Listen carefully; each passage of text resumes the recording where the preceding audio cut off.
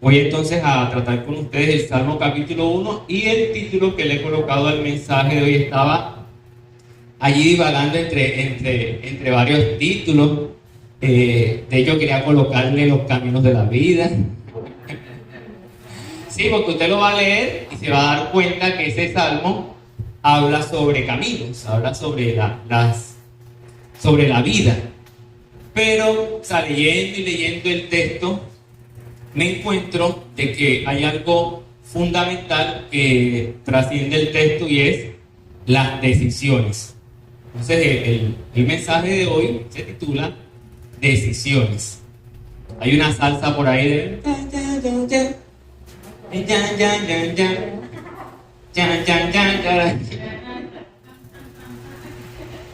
cierto.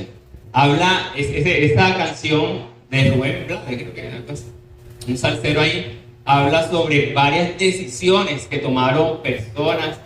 Habla de un tipo que se enamora de la vecina y resulta que se pone bien emperifollado, se viste y demás. Y resulta de que la vecina le dice a Mario, no, este tipo me está enamorando. Y el tipo va elegante, después de haberle la mujer planchado la ropa y todo, llega a la casa de la vecina y lo está esperando el vecino con un bate. Imagínense. Hay otro, en otra estrofa de la canción, que dice que hay un tipo que comienza a tomar y se cree el chacho de la película en su carro, comienza a conducir a alta velocidad y esa combinación de alta velocidad y trago y estar bajo los efectos del alcohol, ¿qué trajo como consecuencia? El tipo se accidenta. Entonces, él ilustra allí, o sea, varias decisiones que se toman en la vida. Hay una serie mexicana, creo que también se llama Decisiones, y comienza a hablar de ciertos temas sobre eso. Entonces, quiero, a la luz del Salmo capítulo 1, poder mirar sobre esas decisiones que tomamos. Los salmos son un compilado de oraciones, un compilado de cantos, adoraciones, alabanzas, como normalmente nosotros le llamamos, que tenía el pueblo de Israel. De hecho, la palabra salmo significa literalmente alabanza. Eso es lo que significa la palabra salmos. No es un pez, el salmón, no es el salmos. Esos son los libros que compilan toda esa oración, ese peregrinaje de la nación de Israel, y lo usaban para sus tiempos de culto, lo usaban para sus periodos de oración, y de hecho hay varios salmos que se decían en peregrinaje. La gente iba para la iglesia o para el templo en ese entonces y iba recitando los salmos mientras iba de camino hasta el templo, y llegaba y decía, por ejemplo, uno de los salmos que dice: entrar por sus puertas con acción de gracia, por sus atrios con alabanza. Pero ya venían desde la casa recitando todos los salmos del peregrinaje para llegar al templo y encontrarse ya con toda la congregación. Nosotros, nuestra actitud de alabanza a Dios empieza desde la casa. Empieza inclusive desde que preparamos lo que nos vamos a colocar. A veces estamos corriendo, ¿cierto? No, o sea, debemos prepararnos, porque inclusive esa preparación hace parte de nuestra alabanza y adoración a Dios. Amén. Y por eso es que a veces nosotros nos identificamos mucho con los salmos. Si nosotros hacemos una encuesta en la iglesia cristiana, los libros que mayormente se leen son los evangelios y el libro de los salmos. De hecho, la Biblia de los Gedeones, que es un Nuevo Testamento, tiene nada más el Nuevo Testamento y tiene el libro de los salmos. Y es que los salmos encarnan o muestran las realidades que nosotros vivimos. Por eso nos identificamos un poco más con el tema de los salmos que de pronto con otros libros, porque muchos de esos salmos han sido nuestras oraciones a Dios. Muchos de esos salmos se han conformado como la alabanza y los cantos que nosotros elevamos a Dios. Entonces, es uno de los libros más populares dentro del cristianismo, el libro de los Salmos.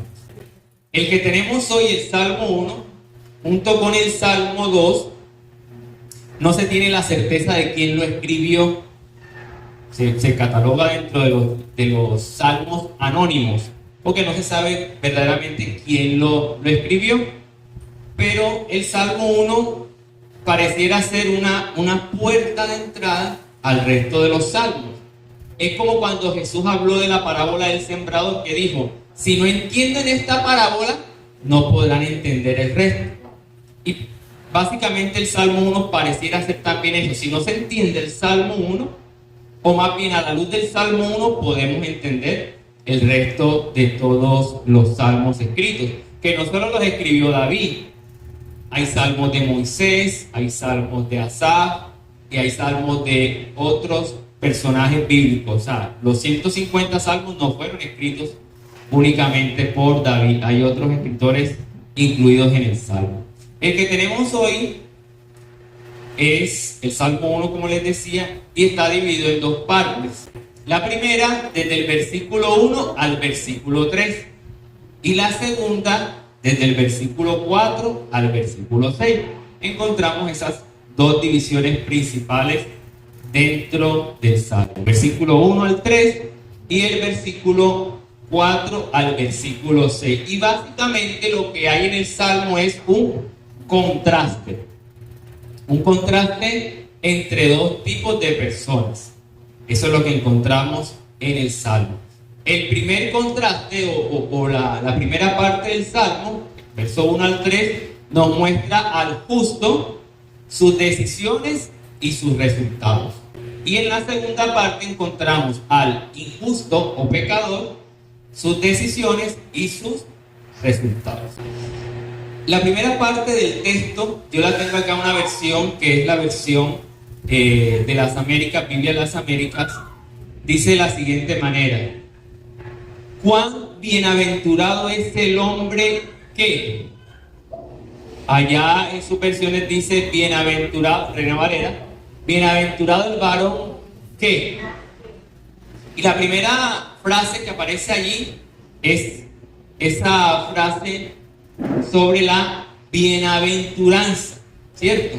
Nosotros miramos en Mateo capítulo 5, Jesús hablando de bienaventuranzas, pero ya esta expresión hace parte del lenguaje judío y dentro del Antiguo Testamento encontramos ya esta expresión. ¿Cuán bienaventurado es el hombre? Y yo, a la luz de esto, les hago una pregunta. ¿Quién declara esto? ¿Cuán bienaventurado es el hombre? ¿Lo declara el escritor del Salmo? ¿Lo declara el personaje principal del Salmo? ¿Lo declara Dios? ¿Quién declara esta expresión de bienaventuranza ahí a la luz del texto? ¿Cuán bienaventurado es el hombre? Quiero explicarle dos cositas importantes. Y es que la palabra bienaventurado, hay dos palabras más bien en el hebreo para referirse a bienaventurado. No les voy a decir las palabras, porque aquí esto no es una escuela de lengua. No voy a decir las palabras del hebreo, pero hay dos palabras que indican la expresión bienaventurado. La primera palabra que se refiere a bienaventurado es una palabra que tiene como connotación de que Dios te bendice, más o menos así. Dios es el que te hace bienaventurado. Recibes de Dios todo lo que necesitas, eres un bendecido, prosperado y en victoria, como decimos a veces en la congregación. De Él viene todo esto. Santiago lo va a afirmar: toda dádiva y todo don perfecto proviene de Él. Entonces esa es la primera connotación de la palabra bienaventurado. Y hacemos bien cuando lo encontramos en el Antiguo Testamento y podemos preguntarnos a qué se está refiriendo. ¿Es Dios quien está declarando bienaventurado al hombre? Y la segunda expresión del hebreo esher, no Esther, esher, quiere decir de alguien, es la expresión que alguien dice sobre otra persona, en la cual ha visto la bendición o la bienaventuranza de Dios. Pongo un ejemplo. Dios bendice a Ney, pero Judy se da cuenta de esa bendición. Y Judy declara a Ney, Ney, tú eres una bienaventurada. O sea, lo puede decir, lo que quiero decirle con esto es que en el hebreo lo puede decir tanto Dios, pero también lo dicen los hombres. Que bueno, a veces la bendición o la bienaventuranza que un hombre o una mujer tiene en Dios es motivo más bien a veces de envidia de uno a otro. Caramba, comienzan a refunfuñar y a decir cosas, pero hay gente que va a valorar lo que estás viviendo y se dará cuenta que ha sido Dios quien te ha bendecido. Ha sido Dios quien te ha declarado a ti y a mí bienaventurado. Una pequeña comparación: cuando leemos el libro de Job, nos encontramos que Satanás se acerca a Dios para decirle, mira cómo tienes consentido a Job. Y Dios le dice, tú no lo has considerado a mi siervo Job, que no hay otro como él. O sea, en pocas palabras. Es decir, Dios está declarando algo sobre la vida de Job. Pero ¿qué pasa con los amigos de Job? Ven algo completamente contrario. Comienzan a decirle, ¿quién sabe qué sinvergüenzura habrás hecho? Mira que arrepiéntete que... Y al final del libro de Job termina Dios diciéndole a los amigos de Job, todos ustedes hablaron completamente contrario a mi palabra. Así que pídanle a Job que ore por ustedes para que yo tenga misericordia de las vidas de ustedes. Entonces, Dios declara bienaventurado al hombre, feliz, dichoso, que es otra traducción de la palabra hebreo, pero también el hombre ve esa bendición. Y yo ruego al Señor, a la luz del Salmo, que cada uno de ustedes, mi persona, seamos bienaventurados. Amén. Amén. Seamos felices, seamos dichosos, sean felices. God bless this. Es un narrador, yo sé, va. Escuchando radio, mi papá ponía radio allí en la cosa. Seamos felices. La verdadera felicidad está en Dios, no está en más nadie. Y Él es el que declara al hombre y a la mujer bienaventurado. En este salmo, entonces, encontramos a este hombre, número uno, en la primera parte, del versículo 1 al 3, a un hombre que es considerado un bienaventurado por las decisiones que ha tomado. Es bienaventurado, una vez más, por las decisiones que ha tomado. ¿Cuáles son las decisiones que este hombre bienaventurado ha tomado para ser bienaventurado? Vamos a mirarlas a la luz del Salmo capítulo 1, versículos 2 al 3. ¿Alguien que me ayude con la lectura de esos versículos 1, 2 y 3? Una vez más.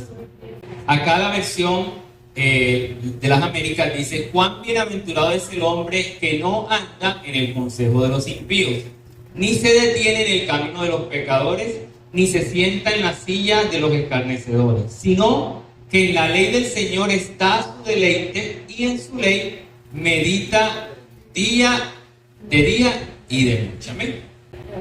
¿Cuáles son las decisiones que este hombre ha tomado para ser bienaventurado, bendecido por Dios? Número 1, no camina en el consejo de los malos. Número 1, no camina en el consejo de los malos. Ahora bien, hago un gran paréntesis y lo voy a seguir haciendo en el resto del texto bíblico. El llamado es a no caminar en el consejo de los malos. Ese es el llamado, según el texto bíblico. Pero siempre vamos a estar rodeados de gente que va a dar un mal consejo. Y no es usted coger como lo hacían los monjes en la antigüedad, que para huir del mundo y no dañarse, no contaminarse, se iban por allá por una montaña, allá en lo más remoto, para huir del mundo. Es inevitable estar en escenarios en los cuales usted va a escuchar un mal comentario, usted va a escuchar un mal consejo. Es inevitable eso. En la universidad, en el colegio, en el trabajo, en el barrio. Tú eres pendejo. Nosotros los costeños hablamos así. O sea, y de ahí empieza el consejo, entre comillas. Entonces lo que el Salmo muestra es que la decisión que toma este hombre justo es no caminar en el consejo de los malos. Y es que podemos tener a nuestro alrededor multitud de consejeros. La Biblia habla del hijo de David.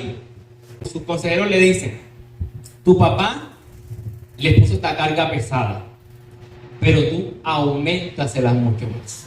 Y los ancianos le dicen: no vayas a hacer eso con el pueblo porque se te va a rebotar. Pero él prefiere mejor el consejo de los que se criaron con él. No estoy diciendo con esto de que el consejo de la juventud sea malo per se. Hay jóvenes que dan un excelente consejo, pero en ese contexto, estos jóvenes que se criaron con este rey dieron un mal consejo y le dijeron: ponles una carga más pesada. Y colocó la carga más pesada y el pueblo empezó a rebotarse. La Biblia habla de Moisés y su suegro Jetro. Jetro no era cristiano. Bueno, no había cristiano en ese momento. Jetro no servía a Dios.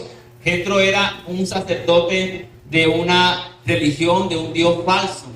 Y él le da un buen consejo a Moisés. Y Moisés le presta atención y dice: aquí hay sabiduría. Y él cumple ese consejo que su suegro le da. El suegro estaba viendo que Moisés se sentaba en la mañana y terminaba tarde de la noche aconsejando, orando, dando instrucciones al pueblo, y dijo: me vas a dejar a mi hija viuda temprano y a los pelados sin papá. Y Moisés escuchó el consejo y comienza a delegar funciones para que la carga no repose solamente sobre él. Usted y yo estamos rodeados de multitud de personas que nos quieren aconsejar, pero no solo eso. A través de las redes sociales, a través de un programa de televisión, de manera indirecta tú y yo estamos recibiendo constantemente consejos, directrices. Estamos escuchando voces que quieren de alguna u otra manera hacernos dar ciertos pasos, tomar ciertas decisiones. Pero la bienaventuranza de este hombre radica en que tomó la decisión ¿de qué? De no caminar en el consejo de los malos. La segunda parte del texto bíblico nos muestra que además de tomar la decisión de no caminar en el consejo de los malos, este hombre no se detiene o hace una pausa para considerar el camino de los malos como una opción. Porque una cosa es que llegue el consejo y dices: no voy a aceptar ese consejo. Pero te vas a tu casa y dices: pero ¿y si sí? Te calmas, te reposas y dices: pero si ese consejo sí es verdad, si lo voy a aplicar. No. Este hombre, dice el texto bíblico, que él no se detiene a considerar ese consejo y ponerlo por práctica. Tercero, no participa de los comentarios de menosprecio hacia el prójimo. El texto bíblico dice que no se sienta en silla de escarnecedores. La traducción allí de esa palabra escarnecedores es burladores. La palabra burladores. Ahora bien, no entender la palabra burladores según nuestro contexto costeño, porque nosotros, si es así, estamos ponchados. Si alguien es burlador, son los costeños. Pasa un tipo que le falta una oreja, a ver, el pocillo. ¿Ya viste tú? Nosotros somos así. Pasa una... Nosotros, nuestro costeñol, nuestra idiosincrasia costeña es muy dada a eso. O sea, uno como costeño una cosita y ya enseguida le engancha un apodo a la persona. ¿Será que hay alguien aquí? El Señor nos sane de eso. Pero la palabra burladores, según el contexto hebreo, judío, es alguien que menosprecia al otro. Es como de alguna otra manera colocándote tú de manera superior al otro. Y te burlas del otro no en el sentido de señalarle sus defectos o o cualidades diferentes a las tuyas, sino sencillamente porque él no está en el nivel tuyo y te burla de esa persona. ¿Ves?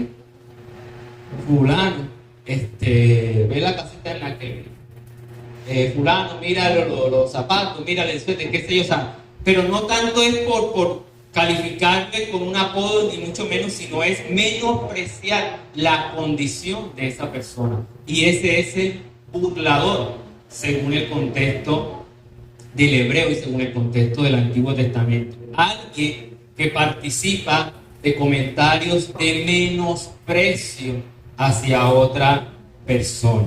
Si me encantaron la idea, si me hice entender, es eso. Entonces, la decisión que toma este hombre no camina en el consejo de los malos, no se detiene o hace una pausa para considerar el camino de los malos como una opción y no participa de los comentarios de menosprecio hacia el prójimo. ¿Qué debemos hacer nosotros para contrarrestar eso? Hombre, sencillamente, si alguien está en una situación no muy buena como quisiéramos, hombre, animar a esa persona a avanzar, a crecer, pero no menospreciarle, no señalarle, no juzgarle, porque Dios puede hacer de esa persona a alguien mejor de lo que en ese presente, en ese momento es. Pero para tomar esas decisiones correctas, ¿qué es lo que tuvo que hacer este hombre justo? Para no caer en eso, para no caer en el consejo de los malos, para no considerar el camino de los malos, para no hacer comentarios de menosprecio hacia el prójimo, lo que ha hecho este hombre es deleitarse en Dios en todo momento por medio de su ley. Lo dice el texto bíblico, ¿cierto? En el versículo 2, sino que en la ley del Señor está su deleite. Y en su ley, ¿qué hace? Medita de día y de noche. Este hombre tiene alrededor de sí malos consejos, propuestas de camino equivocados. Tiene este hombre a su alrededor personas que menosprecian al otro, pero ¿cómo está contrarrestando esto? Meditando en la ley del Señor, deleitándose en ella de día y de noche. Ayer leíamos el texto de la mujer y el juez injusto. Esta mujer, Jesús dice después en la manera de conclusión, no hará justicia a Dios a sus escogidos, que claman a Él día y noche, o sea, siempre. Y aquí el salmista, el escritor del Salmo 1 dice, debemos meditar en la ley de Dios de día y de noche. Una de las formas de meditar que ya se ha perdido de pronto mucho en la iglesia, no es como sentarse así, eso es meditación trascendental, yoga y otras cosas, no. La meditación, según la escritura o la definición, es tú leer la palabra, tú leer el contenido bíblico, pensar en ello, obviamente, pero además de eso tratar de atesorarlo. Por eso la práctica de tratar de aprender de memoria textos bíblicos. No pasa una competencia. No. Es para que en el momento que tú y yo más necesitemos, el Espíritu Santo tome ese recurso bíblico, tome esa palabra, la haga realidad en tu vida y tú puedas afrontar cualquier situación. Dice Moisés a Josué, mira que te mando, que te fue, todo el texto que usted sabe, pero también le dice, nunca se aparte de tu boca este libro de la ley, sino que de día y de noche meditarás en él, para que guardes y hagas conforme a todo lo que en él está escrito, porque entonces harás prosperar tu camino y todo te saldrá bien. Pero ¿qué tiene que hacer primero? Leer, meditar en la palabra del Señor. Entonces este hombre justo es bienaventurado porque no sigue estos consejos, porque no se sienta a considerar la burla o el menosprecio que se hace a otros, pero lo que le da esa seguridad y esa fuerza para resistir eso es la ley del Señor, es la palabra del Señor. En estos días yo recibí un consejo de alguien que considero importante, especial, pero ese consejo de alguna otra manera era con el fin de protegerme. O sea, había una buena intención. O sea, El que quiere el bien tuyo, o sea, recíbelo. Pero ese consejo implicaba que yo tenía que hacer acciones no tan buenas. Pero si las hacía, me protegía. Pero dije, no. O sea, yo no voy a salvar mi pellejo y poner en tela de juicio mi conciencia. Y reiteradas veces me dio el consejo, pero yo después hablé con alguien y dije, este consejo no, yo tampoco lo recibo, pastor, no, ese consejo no está bien. Entonces, rodeado de muchas personas, ustedes también, mis hermanos y hermanas, también reciben consejos inapropiados, pero es deber suyo y mío pararse firme en la brecha y decir, no, yo prefiero seguir el consejo de la palabra. Ahí entra la canción Caminos de la Vida. Pasó como yo pensaba, y la gente comienza a dar consejos en medio de la vida para que tú los apliques, pero tú y yo debemos considerar a la luz de la palabra si ese consejo viene de parte de Dios o no viene de parte de Dios. Y no me vaya a mentir, porque si el mismo Jesús fue aconsejado de manera contraria, usted y yo también lo vamos a hacer. O Satanás no le dijo, mira, lánzate de allá. Si la Biblia dice en el Salmo 91 que Dios mandará a sus ángeles para que te rescaten, eso no se supone que tú eres el Hijo de Dios, lánzate, no te va a pasar absolutamente nada. Y el Señor le responde con la palabra. Dice, no tentarás al Señor tu Dios. ¿Qué decimos de Adán y Eva? Satanás susurra a Adán y a Eva y le da un otro consejo. Cambia la dirección de la palabra y le dice a Eva, no, mentira, ¿quién dijo que tú vas a morir? Eso es puro cuento de Dios. El día que tú comas, tus ojos serán abiertos y serás como Dios. O sea, esto va a ser impresionante, va a cambiar tu vida. Y ella prestó atención a ese consejo. Le dio de comer al señor Adán. El texto hebreo pareciera dar la indicación de que los dos estaban juntos escuchando las cosas. Y Adán como que tranquilamente allí no hizo nada. Siempre después le echa las culpas a Eva y toda esta cuestión, pero él también tiene su gran parte de responsabilidad. Pero ¿qué hizo Satanás? Dio un consejo, cambió la escritura para que Eva y Adán salieran del lugar en el cual Dios los había colocado. Hay, mis hermanos, que meditar en la ley del Señor. Y les hago una pregunta y también confronta mi vida. El Salmo enfatiza en que debería ser un deleite día y noche. Pero a veces se nos pasa el día y nanay de palabras. No voy a decir alce su mano el que le va a pasar, porque hasta quizás yo también tenga que hacer. Porque a veces nos enredamos y que esto y que lo otro y que no sé qué. Y bueno, ponemos un texto bíblico ahí para escucharlo o una predicación, pero eso no es meditar. Eso no es leer. Eso no es escudriñar la palabra. Yo voy a escuchar el devocional, magnífico, poderoso, pero ese es el devocional que hizo fulano y te lo da a ti. O sea, estás comiendo lo que otro ya se comió, se alimentó con eso. Bueno sería nosotros también tomar la iniciativa de deleitarnos día y noche en la palabra del Señor. Como lo decía ahorita, tampoco como un desafío de que yo tengo que leérmela, y lo he dicho varias veces, tengo que leérmela un año, magnífico, si no las leemos en un año, pero y si no, ¿qué pasa?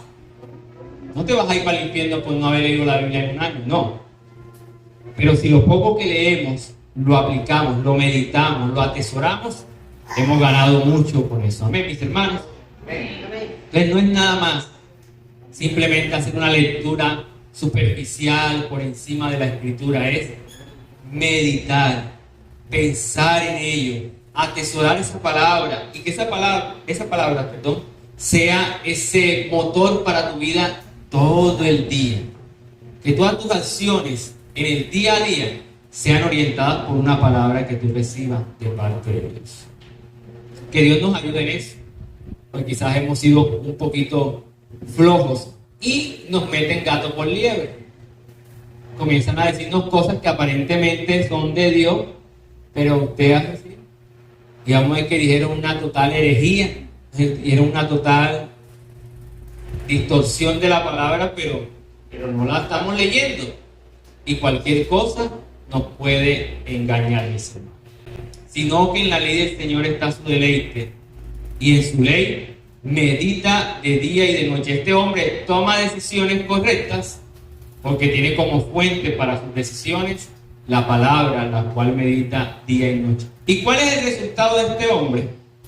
Dice el versículo 13: será como árbol firmemente plantado, dice la versión de las Américas, será como árbol firmemente plantado junto a corrientes de agua, que da su fruto a su tiempo y su hoja no se marchita.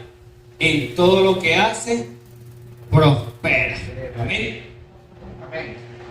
Qué cosa tan preciosa. El resultado de un hombre que ha tomado decisiones correctas, un hombre que ha tomado la palabra de Dios para tomar esas decisiones correctas, el resultado de esto es éxito. Esa es la traducción de la palabra prosperar. Y mire, quítese de su mente que prosperar es tener plata. Porque hay gente que tiene bastante plata, más que usted y que yo aquí todos juntos, pero tienen una vida, y esto no es una mala palabra, una vida desgraciada. Una vida triste, una vida vacía, sus cuentas bancarias llenas, pero ninguna de esa cantidad de dinero puede combatir la enfermedad que tiene. Las cuentas llenas de dinero, muchas propiedades, pero se siente vacío. El carro, la moto del año, pero eso no les da felicidad.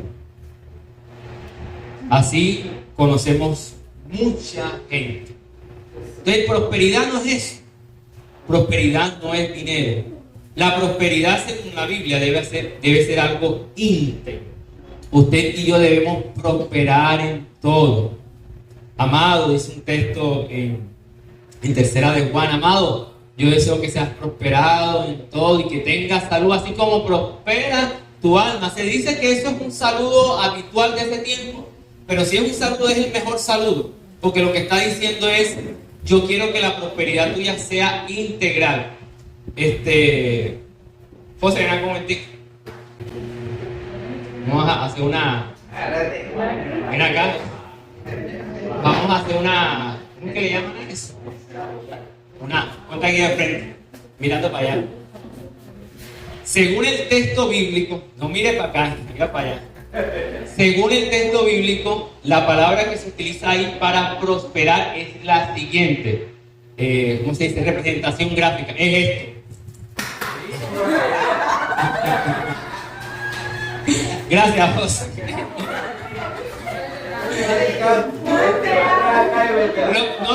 Sí lo vieron, no lo vieron. No lo vieron, para hacerlo otra vez. Prosperar es impulsar hacia adelante. Por eso la representación gráfica. Gracias, actor. ¿Eso lo actuaste así o fue en serio que? Prosperar es eso. Y Dios hace así, mis hermanos.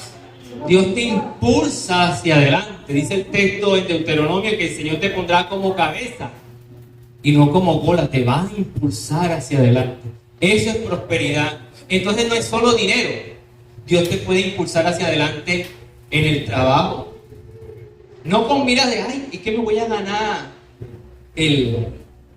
¿cómo se llama? El certificado, al mejor trabajador del mes, del año. No. Lo haces porque lo haces para Dios y Dios te impulsa hacia adelante. Esa es la vida de aquel que toma decisiones correctas, de aquel que toma la palabra del Señor, medita en ella y la tiene como punto de partida para sus decisiones. No podemos evitar la prosperidad, no la podemos evitar.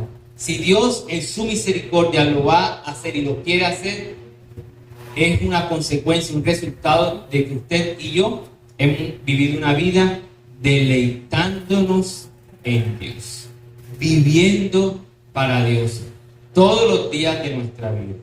Eso es prosperar. Por eso el texto bíblico finaliza diciendo: en todo lo que hace,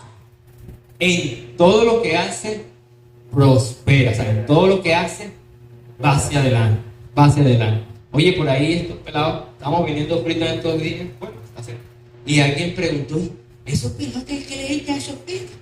Ponen la vitrina ahora y ya ratico ya no tienen nada. Y dijo alguien: no, pues es que se le echa amor y Dios está con nosotros. Dios hace prosperar hasta una venta de fritos. Amén. Dígale a la persona que está a su lado: usted es una persona próspera. Dígaselo creyendo: usted es una persona próspera. Dígale: hermana próspera, hermano próspero.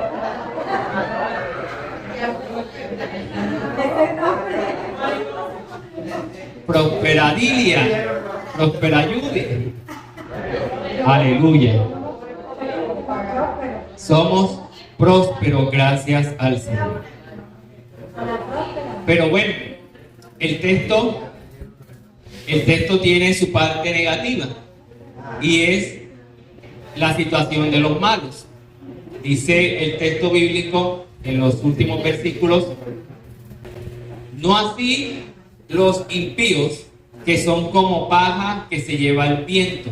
Por tanto, no se sostendrán los impíos en el juicio, ni los pecadores en la congregación de los justos. Porque el Señor conoce el camino de los justos, mas el camino de los impíos perecerá. No, como dijo el hermano Miguel, no perecerá. El camino de los impíos perecerá. ¿Qué encontramos aquí entonces? Que los malos, por el contrario, según el Salmo, no han decidido deleitarse en Dios y han decidido tomar sus propios caminos, trayéndole estos resultados tristes para sus vidas. ¿Y cuáles son esos resultados tristes? Una vida inestable. La paja es algo que se lo lleva el viento fácilmente, pero este árbol que dice anteriormente es algo que está firme, arraigado, plantado, y que nada lo va a mover de ahí. Pero la vida del impío, la vida del pecador, es una vida inestable. Y lo más terrible es que al final de los tiempos, sus decisiones aquí en la tierra lo llevarán a una condenación. Se levantarán delante de Dios y no habrá respuesta positiva para ellos, como la dice Jesús en un momento cuando enfatiza a los discípulos. Dice: buen siervo fiel, en lo poco fuiste fiel, sobre mucho te pondré, entra en el gozo de tu Señor. Pero a los pecadores que no han tomado la decisión correcta delante de Dios, les va a decir: apartaos de mí, hacedores de mal. Hay entonces solamente dos caminos. Y esa canción de los caminos de la vida dice una frase: por eso te pido a ti, y Dios del cielo, para que me guíes y lo correcto para mi viejecita. O sea, el tipo sabe que la cosa está dura, pero en medio de eso hace una oración en forma de canto y dice: Señor, te pido a ti que me guíes en este caminar. Y qué bueno nosotros inclinar nuestro rostro y decir: Señor, yo quiero que tú me guíes. Yo quiero que mis caminos sean los tuyos, que mis decisiones sean las correctas, para yo tener unos resultados correctos delante de ti. Entonces, manera de conclusión de todo esto que hemos dicho, el Salmo presenta el resultado de las acciones de dos tipos de personas: el justo y el injusto. La vida de uno será firme, la del otro será inestable. Pero lo que marca la diferencia es la escucha atenta y la meditación en la palabra de Dios. El que escuchó y meditó la palabra de Dios tomó decisiones correctas y trajo excelentes resultados. pero el que no escuchó ni meditó la palabra del Señor tomó decisiones incorrectas y sus resultados fueron completamente catastróficos, tristes. Que ese no sea el caso de nosotros hoy aquí, sino que nosotros podamos tomar y elegir, y ahora sí a la luz del Nuevo Testamento, elegir a Jesús como el camino, como lo dice Juan capítulo 14 verso 6, que dice: yo soy el camino, la verdad y la vida. Nadie viene al Padre sino por Él. Decidir caminar en Él. Pero no solo decidir caminar en Él, sino como también lo dice Pedro en Juan capítulo 6, verso 68. Él le dice a Jesús: ¿a quién iremos si solo tú tienes palabras de vida? Y está diciendo el Salmo que debemos meditar en la ley del Señor. ¿Y quién tiene esa palabra contenida en sus labios? Jesús. Por eso Pedro es capaz de decir: ¿a quién vamos a ir si solo tú tienes palabras de... Mis hermanos, no es estar prestándole el oído y aplicando el consejo que el impío, el hombre que no teme a Dios, quiere darle. Es llegar a las palabras de Jesús, a las palabras de Dios, las cuales son vivas y eficaces, las cuales son espíritu y son vida. Pero también procurar nunca separarnos de Él para tener una vida fructífera, una vida de éxito, como lo dice Juan 15:6, y vamos a leerlo. Juan 15 del 1 al 6. Dice el texto bíblico: yo soy la vid verdadera y mi Padre es el labrador. Todo pámpano que en mí no lleva fruto, lo quitará.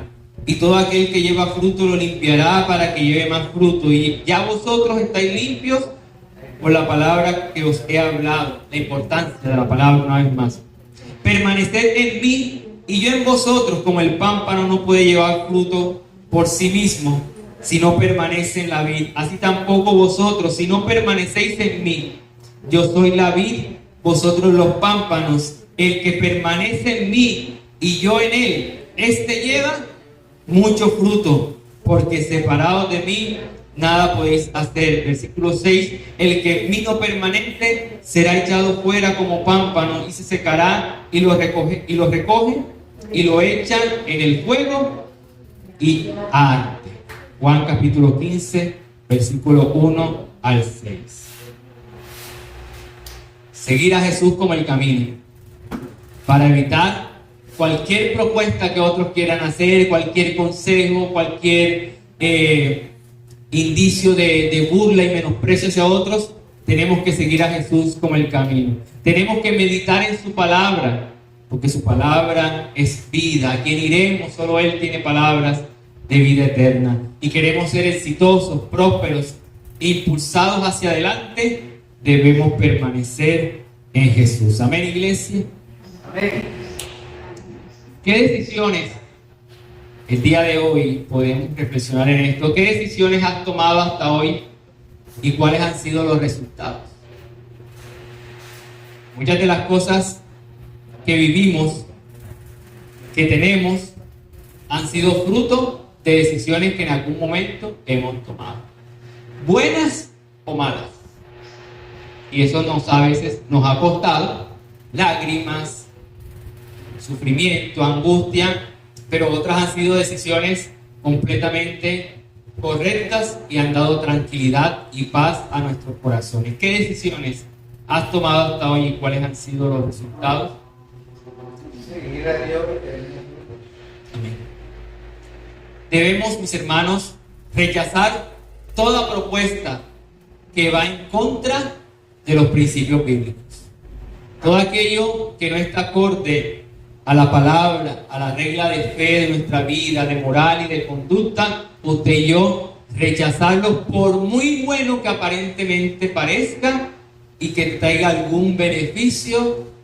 Como dice Pastor Giovanni, no te dejes pringar, no dejes que nada te ensucie, te dañe, te contamine. Rechaza todas esas propuestas que van en contra de los principios bíblicos. Tratemos de disponer nuestro corazón y nuestra vida a meditar día y noche en la palabra del Señor.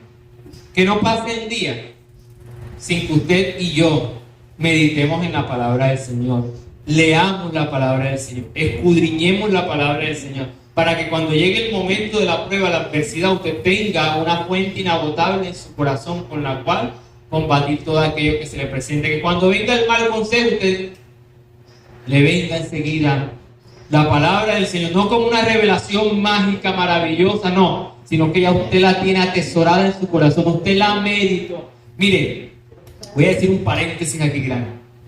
A veces podemos estar en la congregación y decir, esa palabra no es para mí, yo no estoy pasando eso no es para mí, eso me resbala, esa palabra no es para mí. Pero yo he creído, mis hermanos, que toda palabra es para nosotros, porque es la palabra de Dios primeramente. Pero también puede que no esté viviendo esa realidad en el momento, pero puede ser una palabra para prevención al futuro. Y cuando venga el asunto, tú dices, epa, esa es la palabra de tal día, esa es la reflexión corta que se dio en el servicio de oración tal día, y usted tiene esa palabra ahí para combatir en el momento. ¿Qué iba a pensar Jesús? Que todo lo que había aprendido en su niñez le iba a servir para contrarrestar a Satanás. ¿Qué iba a pensar Jesús eso? O sea, toda la escritura que aprendió, porque los judíos culturalmente debían aprender los 5 primeros libros de la Biblia desde pelado. Nosotros luchamos por un versículo, un capítulo. Tienen que aprenderse la mayoría del contenido de los 5 primeros libros de la Biblia, y Jesús comienza a contrarrestar a Satanás con esa palabra. No era para ese momento cuando estaba pequeño, era para combatir todas las acechanzas que el enemigo iba a lanzar contra su vida. Así que toda palabra es para usted y para mí, aunque usted no esté viviendo esa realidad que la palabra está exponiendo en ese momento, la va a necesitar en algún momento de su vida. Y si juráramos, yo jurara, pero como no juramos, le digo, es cierto esto, es una realidad. En Dios usted va a vivir eso, va a experimentar que la palabra que recibe en este lugar, que recibe su devocional, algún día le va a servir, va a ser una herramienta para su vida.